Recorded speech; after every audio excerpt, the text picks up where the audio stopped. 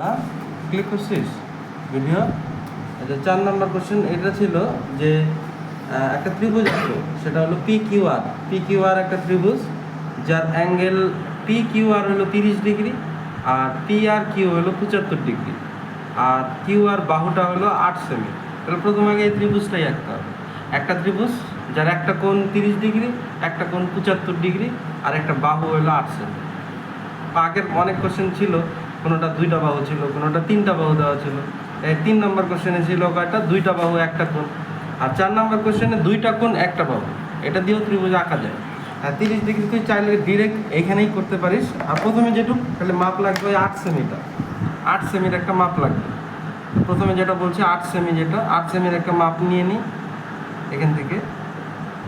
এই 8 সেমি নিয়ে নিলাম। এবার আমার এটা পরে লাগবে, এটা কত সেমি? 8 সেমি। এই 8 সেমিটা পরে নিই।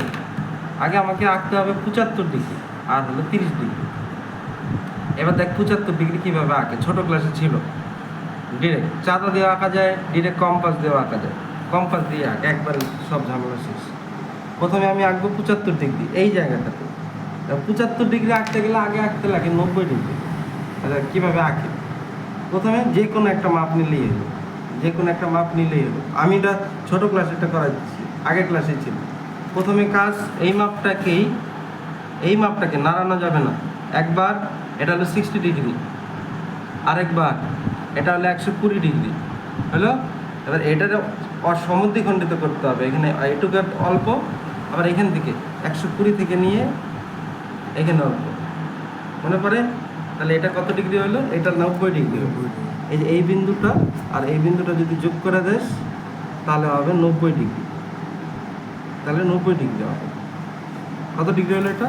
90। আর আমাকে আঁকতে হবে 75। 75 আঁকতে গেলে 90 আগে আঁকতে হয়। এবার 75 আঁকে কীভাবে দেয়? এটা কত ডিগ্রি বললাম? প্রথম এটা আসলে তো এখান থেকে প্রথম বৃত্তচাপ নেওয়ার পর প্রথম যেটা হবে, এটা যদি টাইনা দেস তাহলে 60 ডিগ্রি। আর এটা থেকে যদি আরেকবার নেস তাহলে এটা হবে 120 ডিগ্রি। 120 আর 60 এর মাঝখানে আছে 90। এর জন্য এই দুইটাকে সমদ্বিখণ্ডে করলে এটা 90 ডিগ্রি হবে। এবার পরের স্টেপ হলো এই 90 আর এই 60-এর অর্ধেক করলে 75 হবে। দেখ 60 আর 90-এর মাঝখানে কি আছে?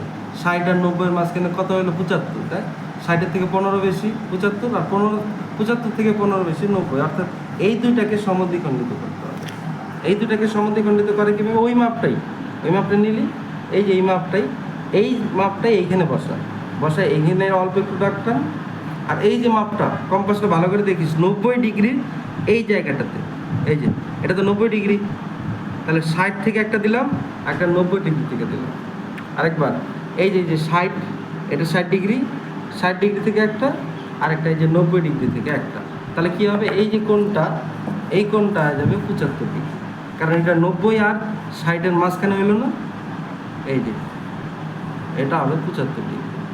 বুঝা গেল? এটা 90, এটা 75 ডিগ্রি। পরে না বুঝলে আবার দেখবি, ভিডিও বারবার করে দেখবি। এবার দেখ এটা তো 75 ডিগ্রি গেল, এই কোণটা 75 ডিগ্রি গেল। আর আরেকটা কোণ আঁকতে হবে, সেটা হলো 30 ডিগ্রি। 30 ডিগ্রি, কিন্তু তার আগে বলি ত্রিভুজের একটা বাহু হলো 8 সেমি। তা 8 সেমিটাকে আগে কপি করে নিই। 8 সেমি, এই যে 8 সেমি বাহু যেটা ছিল, 8 সেমি বাহুটা কপি করলাম, নিচে নিয়ে বসায় দেয়। এটা একটা ত্রিভুজের বাহু হয়ে যাবে। আর এই বিন্দুতে, এই যে এই বিন্দুটাতে তোকে আঁকতে হবে 30 ডিগ্রি। 30 ডিগ্রিটা এই পাশ থেকে, মানে ওই পাশে না, এটা এই পাশে আঁকতে হবে। আর এই 30 ডিগ্রি আঁকার উপায় হলো 60 ডিগ্রিকে অর্ধেক করলে হয়।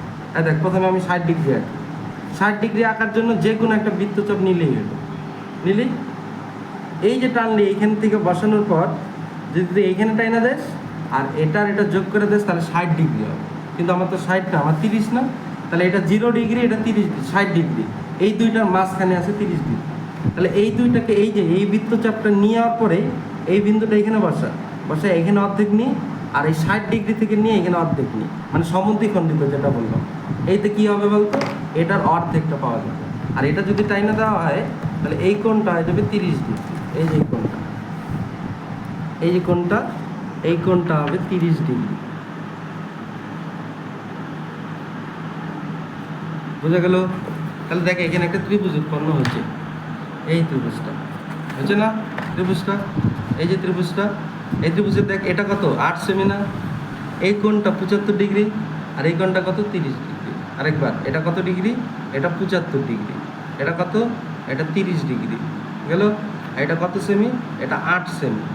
এই তো আমি প্রথম স্টেপ ত্রিভুজ আঁকলাম।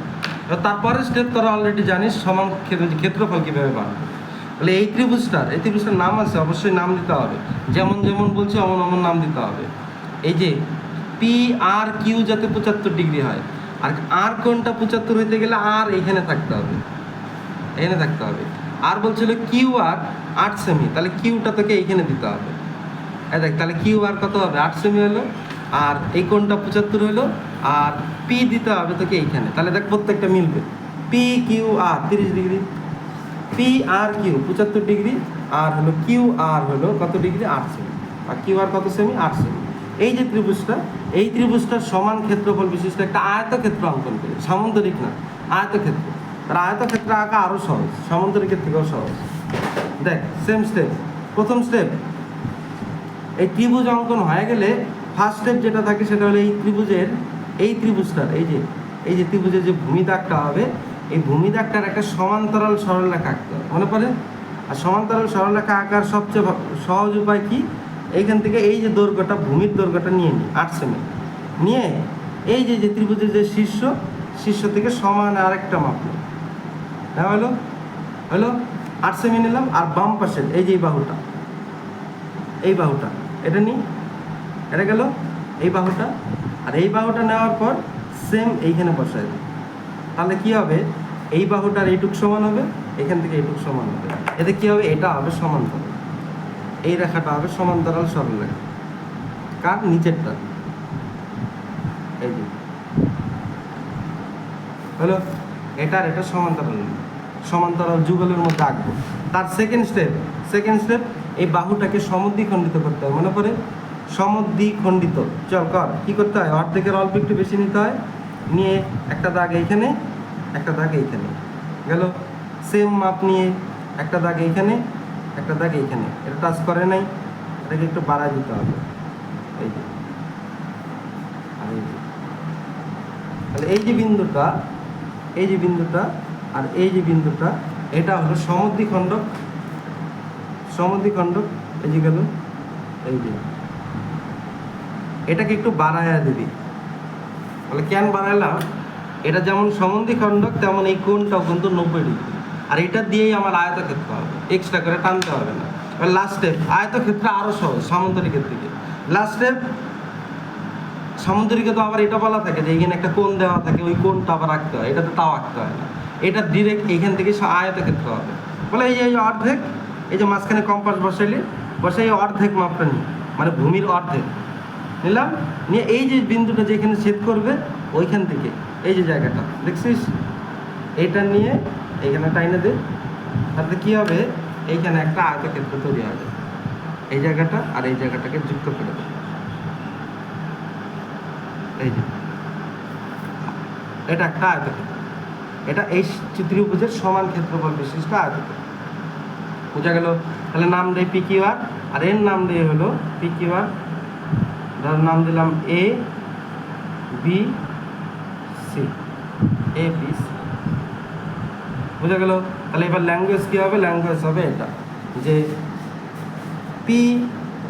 ত্রিভুজ পি কিউ আর অঙ্কন করা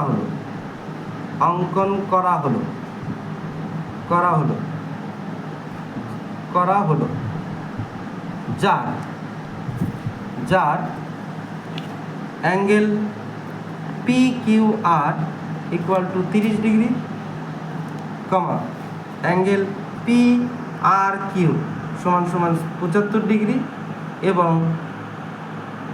এবং কিউ আর, ওটা তো কোশ্চেন দেখে তুলতেছি, কিউ আর সমান 8 সেমি গেল। আর ত্রিভুজ, লাস্ট লাইন, ত্রিভুজ পি কিউ আর এর সমান ক্ষেত্রফল